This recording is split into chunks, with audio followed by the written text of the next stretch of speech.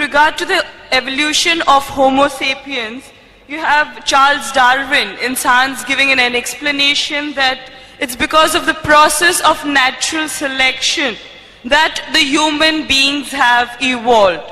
Now seems to be in contradiction with the Islamic belief that we are the children of Adam alayhi salam.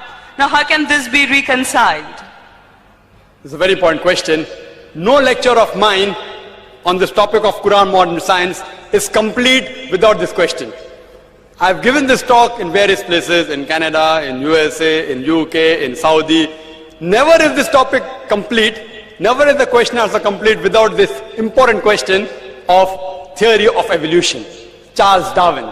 Sister posed the question, how can you reconcile the Quran with Darwin's theory of evolution?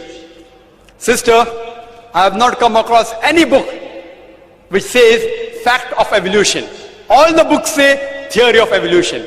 There is no book I have come across saying fact of evolution.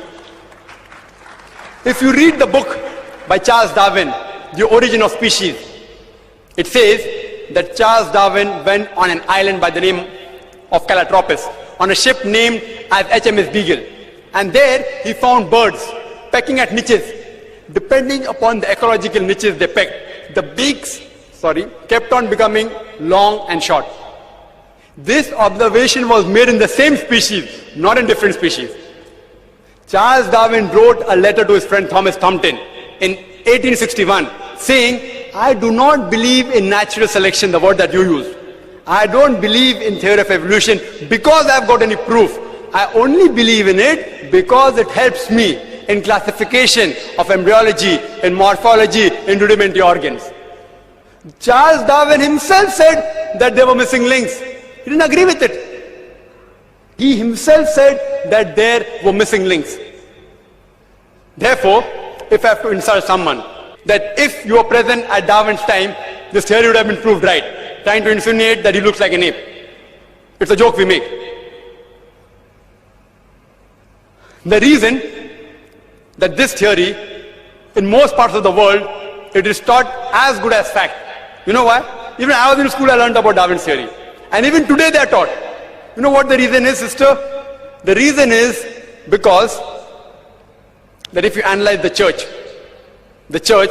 was against science previously. And you know the incidents that they sentenced Galileo to death. They sentenced Galileo to death. Why? Because he said certain statements in astronomy, etc., which went against the Bible, so they sentenced him to death, for which the Pope apologized now. So, when Charles Darwin came up with a theory which goes against the Bible, they didn't want any sufficient proof. An enemy of my enemy is my friend. So all the scientists, most of them, they support the theory because it went against the Bible, not because it was true. They only supported it because it went against the Bible. All the stages you have mentioned, sister, all the stages, Lucy, there were 4 hominids. Science tells us today there's 4 hominids.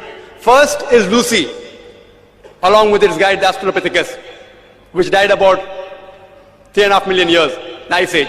Then next came the Homo sapiens, who died about 500,000 years ago.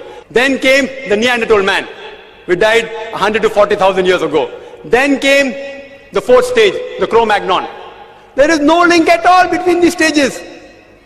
According to P.P. Grassi, in 1971, who held the chair of evolutionary studies in Paris, in the Sorbonne University, he said, it is absurd.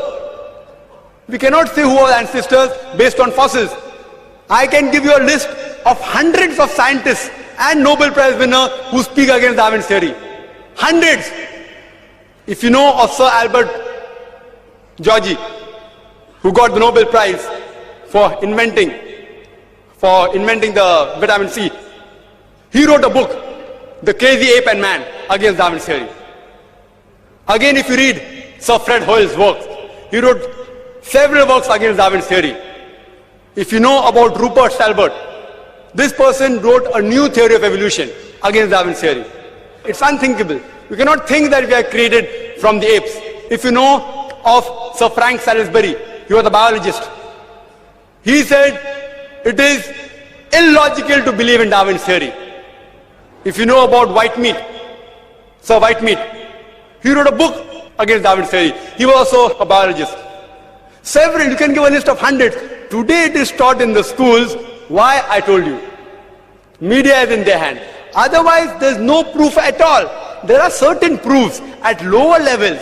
An amoeba at lower species level, amoeba can change to paramecia. Quran does not say amoeba cannot change to paramecia. Quran does not say. If they have got proof, can be possible. It's not against the Quran. But there's no proof at all. People talk about molecular biology theory. They talk about genetic coding. According to Francis Crick, who's authority in this field, he said it is unimaginable. Again, if you do that ratio, the probability of one DNA forming from ape to human being is again 0. If I start calculating, I think we'll get bored again. You know the calculation I told you for one protein molecule? It is somewhat similar from one DNA. It is not possible at all. You know, there's a theory recently that homosexuality is genetic. And when I read in the Times of India, I thought, surely, the moment I attend the next lecture on Sunday in IRF, I'll be asked this question. If homosexuality is genetic, how can Allah blame us? Quran speaks against homosexuality.